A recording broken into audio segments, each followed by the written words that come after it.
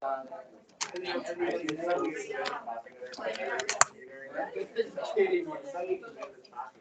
right. Let's get going. Okay, Mr. Ebright. Hi, Mr. Ebright. How are you doing Okay, today? Mr. Ebright, sure. We're ready. The Great Compromise. Sure. Let's talk about Unicameral, bicameral, great compromise. Let's go, baby. Okay.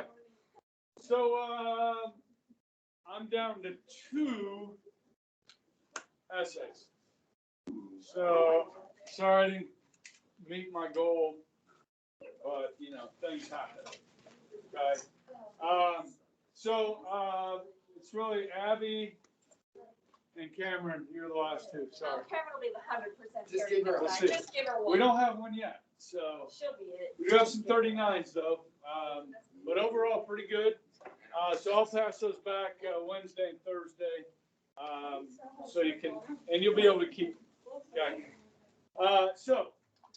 Last time when I left off, I was using some of my regular notes, and I only had like I don't know how many views we had here. Morning. Dang it! I'll be on What's it. it right for? I'm I sorry. did Yeah, not. I have a lot this week. 8 views. I have a lot going on this week. Out of- I'm struggling. 12. Okay. 24 people in this classroom. Ugh. That's a lot. Is it split directly in half? Yeah, 8 views. So I know you're out there. You don't remember. Okay, I could give you a quiz right now over the 2 plans that went into this one. Raise your hand if you would know the answer to that. Okay. Okay. The 2 plans were the Virginia plan and the New Jersey plan. Yeah. Okay. And they settled on the Great Compromise, which is from which state? Connecticut. Okay. Now, what we wind up with, guys, here is a bicameral legislature. 1, the House of Representatives, right? How many members are in the United States House of Representatives? 435. It's pretty good. 435. Okay. And then we're going to get a Senate. Okay. So the House will be based on what? Population. Okay. And who are they elected by? The people that live in their district will elect the House members. Okay. The Senate. Okay. How many does each state get? 2 each. Okay. So Delaware, the smallest state population wise, and Virginia, the largest state population wise, are both going to get 2. Okay. And who's going to elect the senators? State legislatures. Okay. And other than this is what we use today. Okay. Now this is part of the Constitution. The state legislatures, come on in. I want to try the live stream. I know we can't get it. Okay, so you have to go to your email. I did. There was no email. How did you guys join? No, we have to choose it.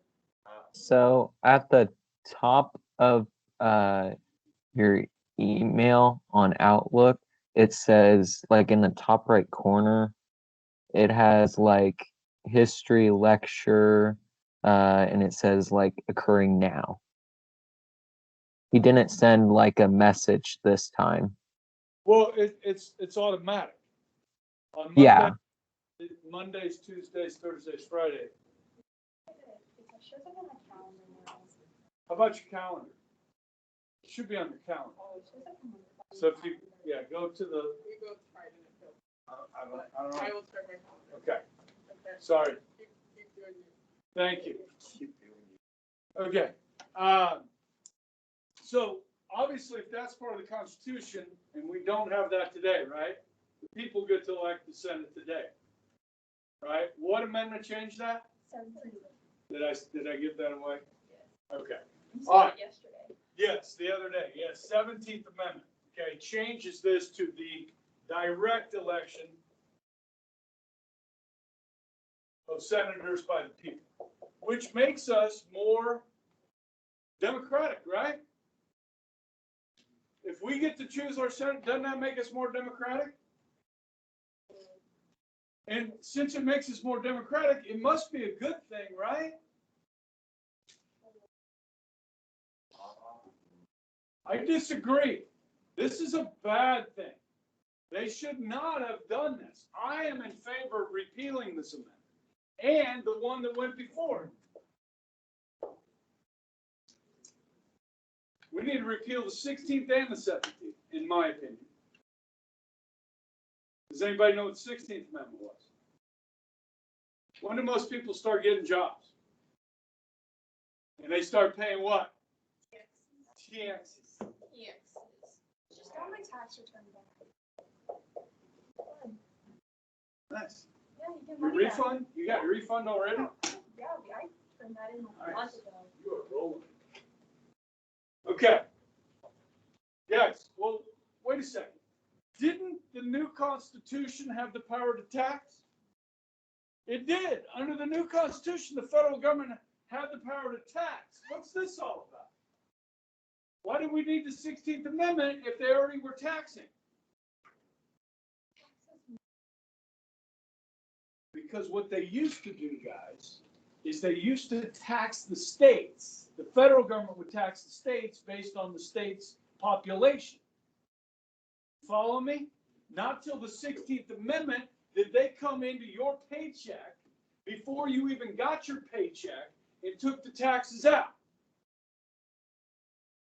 They would tax the states. Now, guys, your state legislature, the people that serve in Topeka, they live in your neighborhood or close to your neighborhood. You understand? The way the districts are drawn in the state of Kansas, your representatives at the state level, your state legislatures and the state House and Senate live near you. Does that make sense? Okay, now, so they were the ones that would have to tax you, the people that live near you in your neighborhood. They would tax you. The federal government would say to the states, this is how much we need from the states.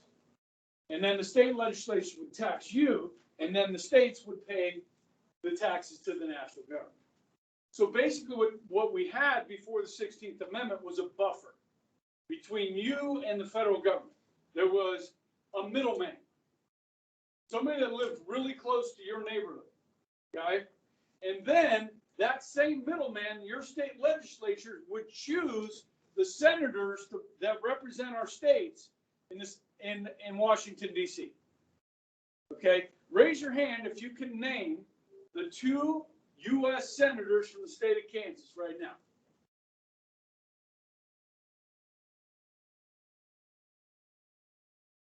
Wait, this is honors, right? So why would we let you guys choose the U.S. senators when you don't even know who they are? Do you think the people that represent us in Topeka know who our senators are from the state of Kansas? Of course they do. And they pay attention to what they do when they go to Washington. And if it was these senators that are taxing us, these senators are saying to the state legislature, this is how much you need to tax the citizens of Kansas. Are you guys following me on this? They have to answer to the state legislature. Today, they answer to an uneducated population every 6 years. So they do whatever they want, legislate for 5 years, and then they start saying the right things in the election year to get reelected. Follow me? I think both of these are a bad idea. Now, there is an organization that I'm a part of. My wife calls it a cult. Okay? Now, how many of you guys would like to see, and we really haven't talked about this much, how many of you guys would like to see term limits on members of Congress? Okay. Now, do you ever see, because amendments have to be proposed and ratified. All 27 amendments, guys, have been proposed by a 2/3 majority of both houses of Congress. Do you ever see a 2/3 majority of both houses of Congress putting term limits on themselves? No.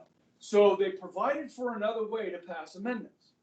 It's called a National Convention of the States.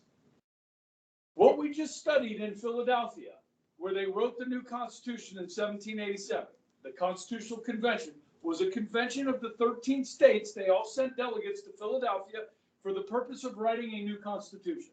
Yes? We could do that again for the purpose, do a national convention of the states for the purpose of proposing constitutional amendments. And this organization is called Convention of the States. Okay? I'm a member of this. All right? In Kansas, you don't have to pay anything to be a member. It's free. Okay?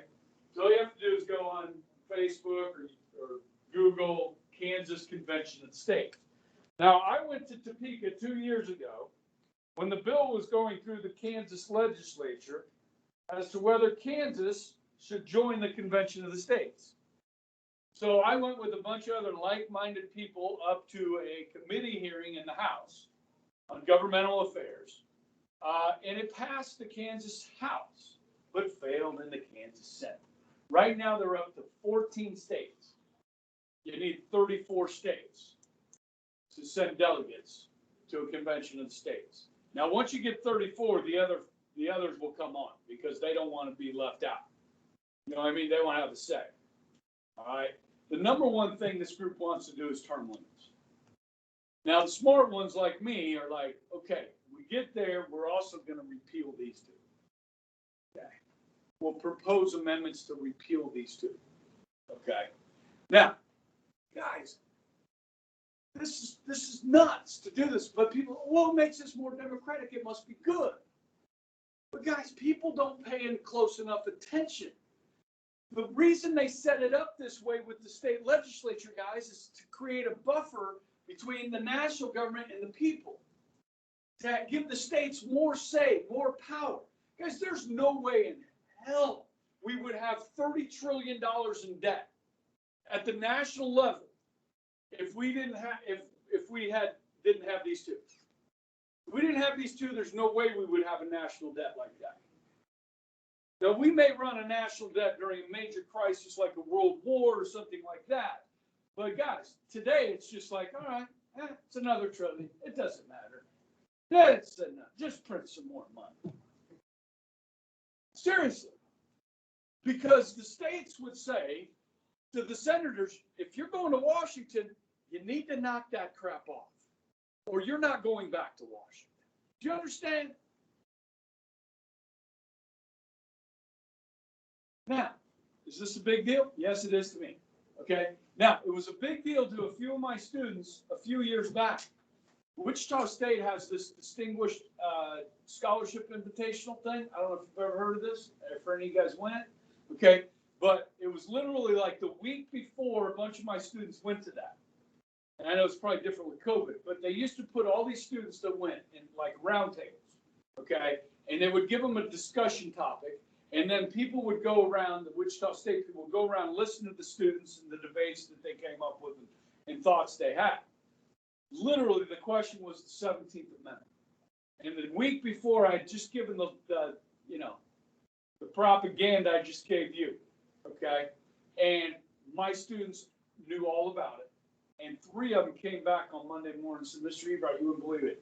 I just got a $10,000 scholarship because I knew about the 17th Amendment. That's a good story, right? Okay, so, obviously this isn't likely to happen, right?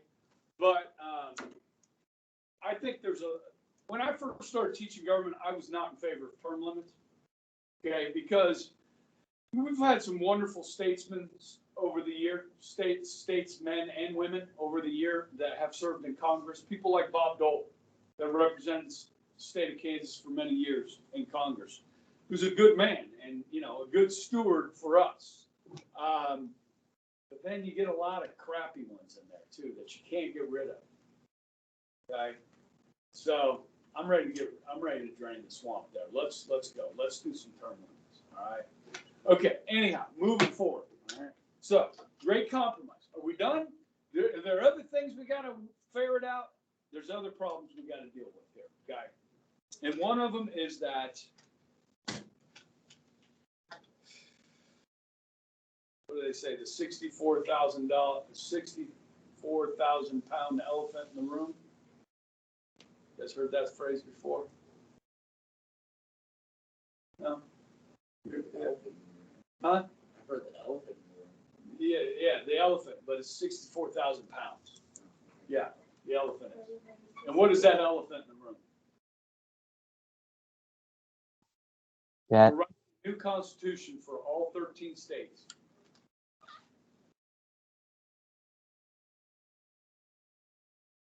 Slavery. So remember, when they did the Declaration of Independence, Jefferson put some stuff in there about slavery. And in order for that to become, all 13 states, colonies to join with the Declaration, they had to take some of that stuff out, right? Well, with this, guys, with the House of Representatives being based on population, you guys know where I'm going with this, right? The southern states wanted the slaves to count as population. Okay? Because the more population you have, the more representation you have in the House. Okay? Some northern states, like Massachusetts, had already abolished slavery in their states. And they wanted to stop slavery. But here we are again at a crossroads. The Articles of Confederation has failed. The country's falling apart. It's tearing at each other. If there is not a compromise here on this issue of counting slaves as population, then there is no new constitution. You need 9 of the 13 states to ratify this. And there are more than 4 slave-holding states at this point. So without a compromise, you're not going to get it. Okay, so what's the compromise called? Yeah, the 3/5, all right? Now, we're going to read about this over the next couple nights, okay? But what they're going to do is count, for every 5 slaves, 3 of them will count as population. Okay, they're going to divest 2/3 of a human being from a human being in order to get this. Now, on the same note, these southern states that will be able to count 3/5, they're also going to pay more in taxes. Because remember, states were taxed based on their population. Okay, so they're willing to do that in order to count slaves as population.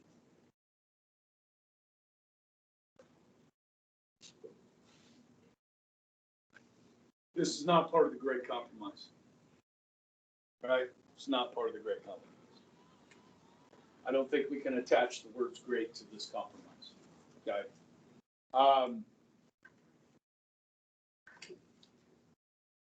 going to be giving you guys some reading, okay, tonight, tomorrow, for Wednesday and Thursday to discuss in class. We're going to be looking at some of the Federalist Papers, all right, that are in your book, all right, and one of them, Madison discusses the 3/5 compromise, okay. So it's interesting to read that, okay, and see his words on how he feels about it, okay. Other compromises. First of all, what are we going to call the head of the executive branch? What are we going to? Yeah, we're going to end up calling him president. Okay. We're making this up as we go along. Okay, so there are some that believe that people like Alexander Hamilton wanted the president to serve for life, like a king. Okay, can you imagine going from King George to King George? Okay, and then how we're going to elect this president? And some of the members wanted, some of the delegates wanted the people to elect the president, and some people wanted Congress to elect the president, which would be what type of system? Parliamentary, right? Yes. And so with that debate, they settled on the Electoral College. Okay, so let me come over here. This map over here. All right, so every 10 years, we do the census, which is mandated by the Constitution. The first census was in 1790. And some of you may be able to trace your family tree back to that first American census. Okay, there are some Ebrights living in Lancaster, Pennsylvania, Lancaster County, in the 1790s. Okay, now each state is going to get a total number of electors with the total number of members of Congress. So Kansas has 4 members of the House of Representatives and 2 senators. We have 6 electoral college votes. Okay, based on that information I just gave you, how many members of the House of Representatives does California have? 53. Plus 2 senators, okay? Now, these states up here with 3 electors, they only have enough population to have 1 member of the House. And everybody's guaranteed 2 senators. Does that make sense? So basically, as we go through this, and we're going to do a lot more on the Electoral College when we get to the executive branch. But I'm just kind of giving you an overview here. Okay, so if you add all these numbers together, you're going to get 538. Okay, so this is how it works. So, how many members are there in the United States House of Representatives? 435. Okay, there's 100 senators.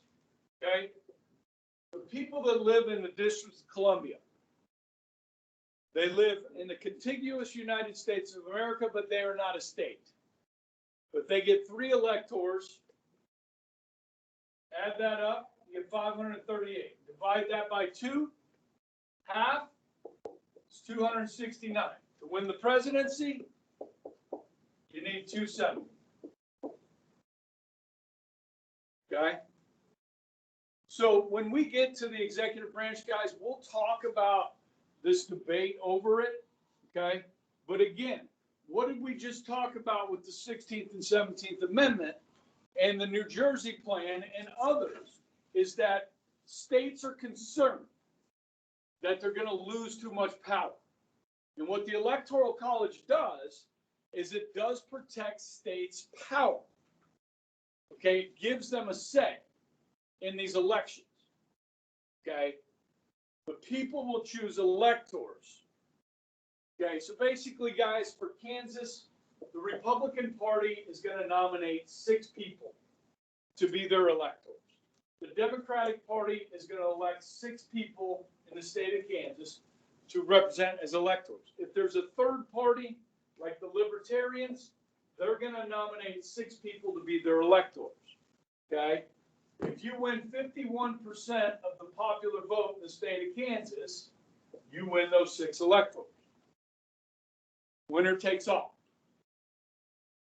in 48 of the 50 states. Nebraska and Maine, instead of doing winner take all, Nebraska, all that. Okay, I already messed up, didn't I? We kind of got this going. Did they have that? Yeah. I don't want to draw Oklahoma here. Okay. So they have 5 electoral college votes, right? So they draw 5 districts. Okay. And whoever wins each district gets an electoral college vote. And that's why you see over there, Nebraska is purple. Obama won 1 of these, which is this one, by Lincoln and Omaha, by the college. Okay. All right. So Maine draws 4 districts. Okay. Now these are going to be different than their House districts, because how many members of the House does Nebraska have? 3. So their House districts are different than this. Does that make sense? And you put the same number of people in each one. I mean, nobody lives up here, right? So it's a big one, right? All right, so that's the basics of the Electoral College, okay? We'll go into more depth on it, like I said, later, okay? Now, they're also going to give different powers to the House and the Senate, okay, in this Constitution, okay? And one of the things they do with the Senate that you guys are aware of, I know, because you pay attention, is that the Senate has what's called advise and consent authority, okay, to advise and consent the executive on presidential appointments. So when the president gets to appoint a federal judge or a Supreme Court justice, who has to approve that? Only the Senate. If the president appoints his attorney general, the Senate has to approve that. In most cases, guys, the Senate will use what's called senatorial courtesy. If President Biden wants this person to run the Department of the Interior or the Department of Energy or the Department of Veterans Affairs, they'll usually let him pick who he wants. When you get to these federal judges, and sometimes like the Attorney General, you're going to have some fights on your hands, okay, on these picks, all right? So that's one of the things they put in there. They also put in there how to amend the Constitution if you wanted to change it. And so, guys, as I leaked out here, we have 27 amendments. All right, the first 10 are the Bill of Rights, and that was 1791. Okay, so we've really only changed the Constitution 17 times in 220, 30 years. That's pretty good. One of them was a really stupid mistake. I'm not talking about the 19th Amendment. I'm talking about the 18th Amendment. The 18th Amendment was a really bad decision, and so they reversed that one. Right? Are you giving me a dirty look? A mean look? I don't know. I don't know either. You're allowed to. Well, I just made kind of a smart aleck comment, and I don't know if you caught it. How many people caught it? That's what I'm trying to decide. Okay. So you give me a dirty look. That's fine. Just messing around. I'm married. I appreciate my wife's suffrage. Fine. Where are they going to put the first capital under this new Constitution? New York City. How do you think South Carolina feels about that? Okay, so now the first capital, right, under the Articles is where? Philadelphia. Okay, so then it's going to go to New York. And then they decide we're going to build a national capital out of the swamp of Maryland. Okay. Now, Washington will never live in that house because it's not built by the time Washington leaves office. So John Adams is the first president to live in the White House. And then it almost burns down. Okay. Yes. The picture. They gave the picture of George Washington. Dolly Madison. Dolly Madison. Now I got a video I'll have for you guys on this one too, because like the other one, Rebels with a Cause. Okay, this is good. Okay, all right. So those are the other compromises. Now, what's got to happen next? This has got to be sent to the states to be ratified. Okay, and those generally, guys, 26 of the 27 amendments have been ratified by state legislatures.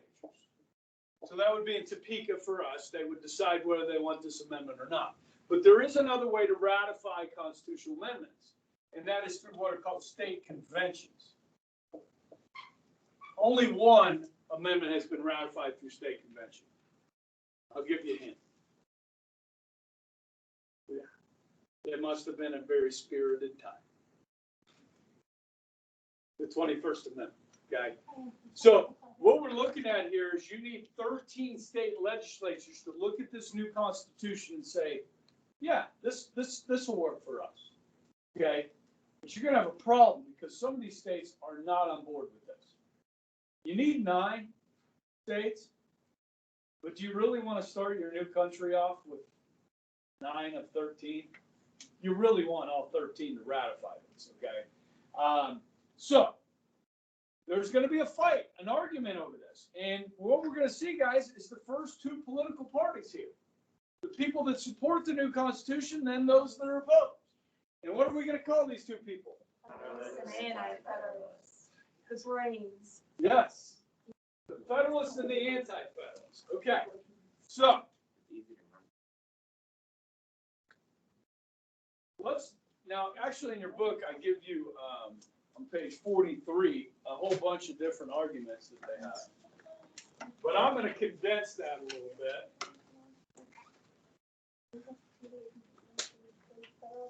Looks like Grace got on. Yeah, great. Wasn't that hard, huh?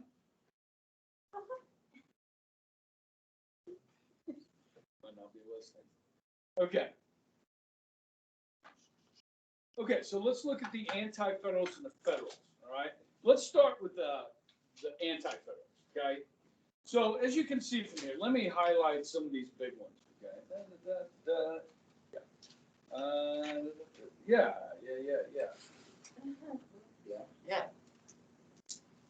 Yeah. So one of the loudest Anti-Federalists there was, Patrick Henry, okay? There's others. Elbridge Gerry, Governor Clinton of New York is an Anti-Federalist, and they actually wrote the Anti-Federalist Papers. We don't know a lot about these because they lost, okay? But they make some really good arguments. Some are not as good. Like, the president is going to become like a king.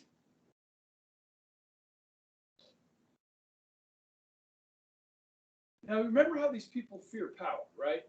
They fear power in a small group of people, okay? Now, what will the argument be for the Anti-Federalists that saying or for the Federalists when the Anti-Federalists said the president's going to become like a king? What's the response to that? Checks and balances, okay? That the other two branches can check them, okay? Whether it be through impeachment by the House, okay, or the Supreme Court saying that presidential actions are unconstitutional, okay? They say that republics like this can only work in a small territory. That if something this large, and it is large, even though we're only on the eastern seaboard, guys, that's still pretty big. It's bigger than a lot. You put the 13 together, that's bigger than any European country, right? Except Russia. So they can only be held together by force. Do you guys feel like that? Like today? Like our country's held together by force? I mean, if you don't pay your taxes, you know, the government's going to garnish your wages, or, you know, if you commit fraud, tax fraud, you know, you can go to jail for that. But I don't think generally, like this weekend, guys, I mean, I could hop in the car and drive to Oklahoma. Do I have to ask anybody? I don't need permission from anybody. I just do it. You know what I mean? I don't think that really came to fruition. We're on our 46th president. None of them have become like kings. Okay, I mean, the closest thing we had, guys, is probably Roosevelt during the Depression, right? He was elected 4 times, right? But the Supreme Court stopped it. You know what I mean? And by 1938, the Republicans were kicking butt back in Congress, and you know, so no, I mean, have there been times where our executives have abused the Constitution? Sure. Okay, but not a king. Other arguments. Here's a minor one. Some of them didn't feel like the Constitution mentioned God enough, that they thought it should be put in there more. But here's the big one, right? This new Constitution has no Bill of Rights.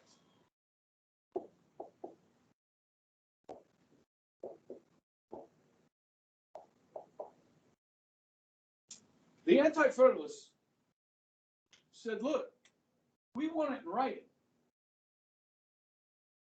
And I'm glad they did it, personally. And I think you should be glad they demanded it as well. Okay? Because the Federalist argument against that is that all the powers of the national government are listed in the Constitution. They're all listed. And nowhere in here does it give the power of the national government to take away your rights. What rights? They're not listed. The other argument is that the state constitutions, many of these state constitutions, had a Bill of Rights in them. So the national government wouldn't be able to violate those. That's not good enough for Patrick Henry and the Anti-Federalists. Okay? In fact, there's going to be 3 states, Massachusetts, North Carolina, and New York, will demand, upon ratification, that they pass a Bill of Rights as a condition. We will ratify the Constitution if you promise to put a Bill of Rights in it. Okay?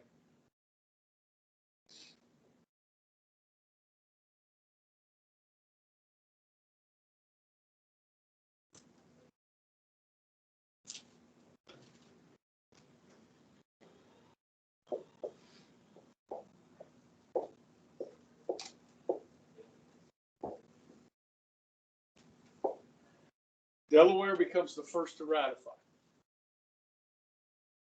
December 7th, 1787. Okay? By June 1788, New Hampshire becomes the 9th.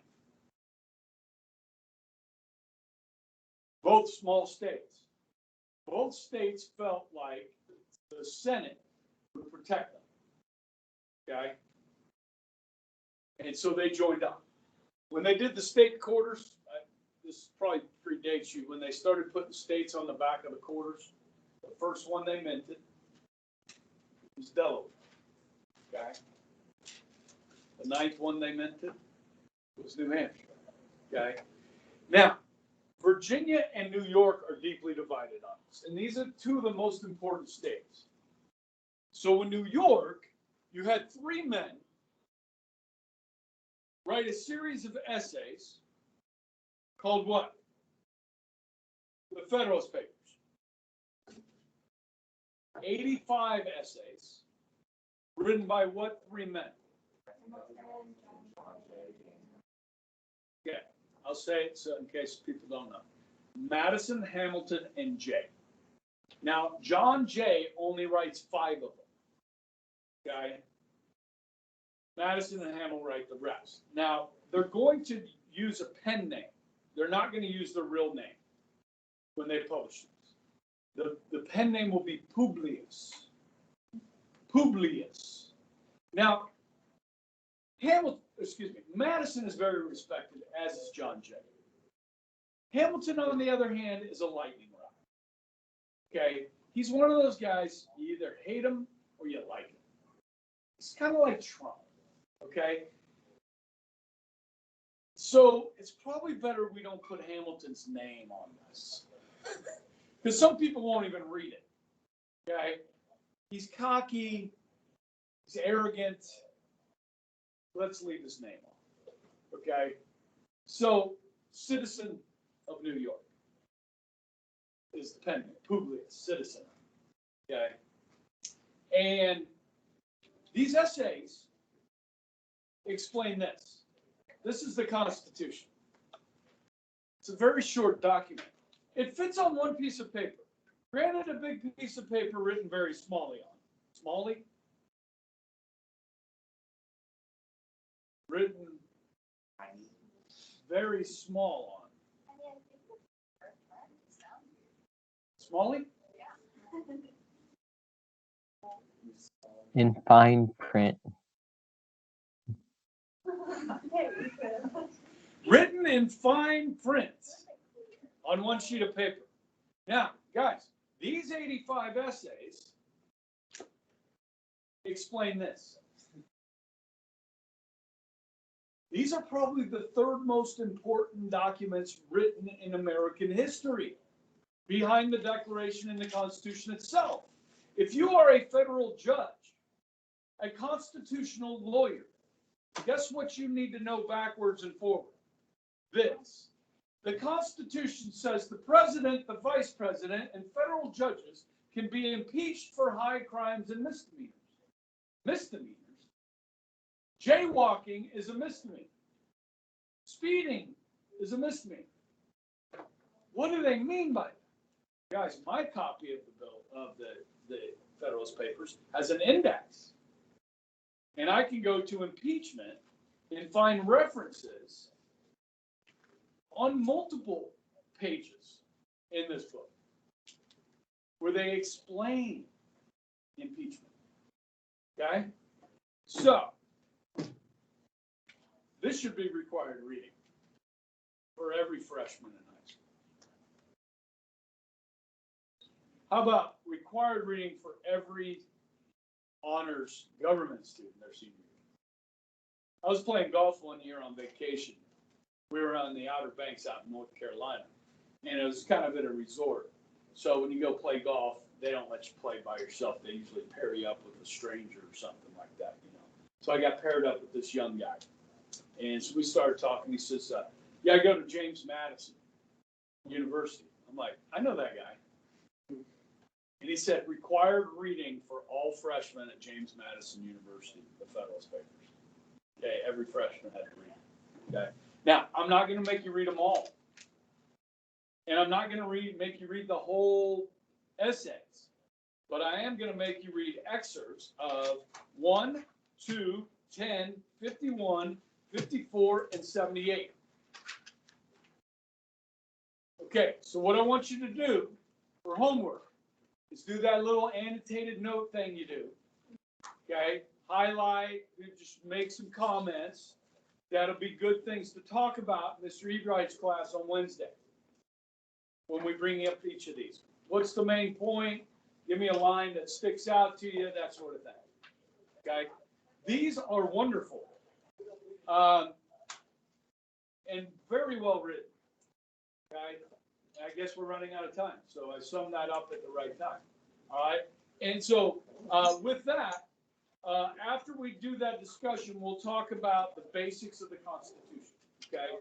So what I won't do is record our discussion over the Federalist Papers. If I have any time left Wednesday, I'll do a few more notes and record that. Does that make sense? And same thing on Thursday. So you may or may not have a short recording on Wednesday and Thursday. Cool? I'll send that assignment out to remind you guys. Okay? Good? All right, thanks for coming. See you later. Hi, Mr. Frazier.